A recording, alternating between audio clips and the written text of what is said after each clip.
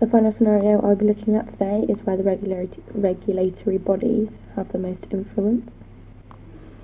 And that regulatory body will obviously be the FA, the Football Association. So, to keep in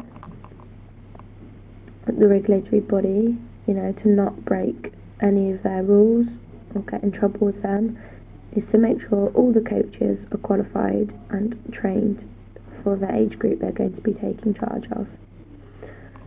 However, our scenario is going to be the opposite. So the scenario is where a parent finds out one of the coaches isn't qualified to be in charge of the age group he's teaching, and that age group are the under 8s. The problem is, however, this coach has been doing his job for 6 months now, and nobody has noticed that he isn't qualified. The parent then approaches the head coach or the next person under them that's in charge of the age group and just has a query and to ask if that coach is appropriately trained and qualified. After the head coach has done some digging, he has found out that that coach is not qualified to do his job. And that is where the regulatory bodies will get involved, as even if the club failed to mention he wasn't qualified, that parent may then go and say, look, this coach has been coaching my son and he's not qualified, he isn't actually a coach.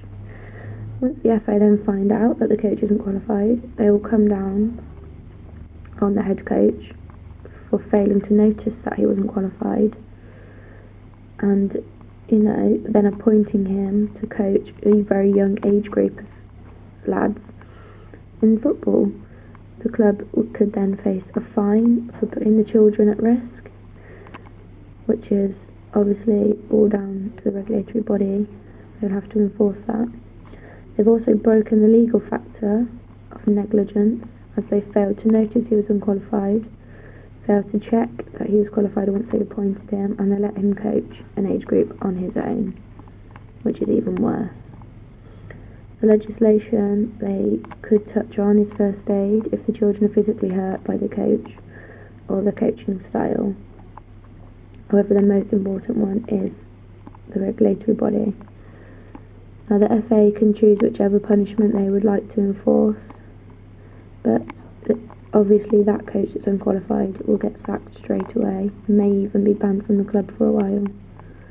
The head coach will also get a punishment for obviously putting him in charge, and he could even get a fine for it.